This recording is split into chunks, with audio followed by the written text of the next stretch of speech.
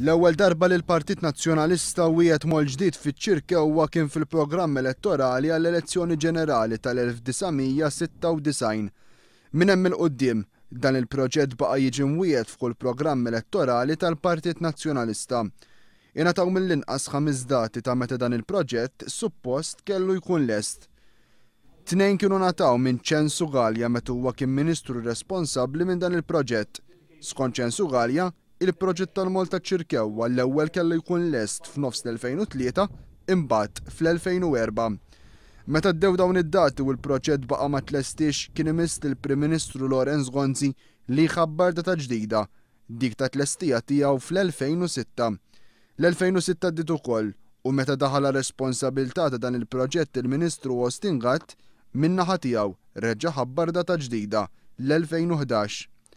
Ftit tal-jiem biss qabel tmiem l-2011 il-moll il-ġdid taċ-Ċirkewwa kien fl-aħbarijiet. Sfortunatament mhux għax tlesta l-proġett fuqu kif wieħed Austin Gatt iżda minħabba l-inċident fatali li fih tilef ħajtu kuntistabli tal-Pulizija Awċi li ma' mewta għajmet dibattitu dwar in-nuqqas ta' żikurtà li hemm fuq l-istess moll.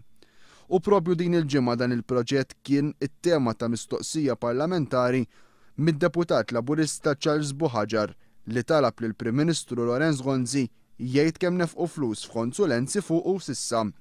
Mit-tweġiba mogħtija jirriżulta li sa issa diġà ntefqu 2,600,000 euro f'konsulenzi u dan mingħajr il-ħlas tal-VAT.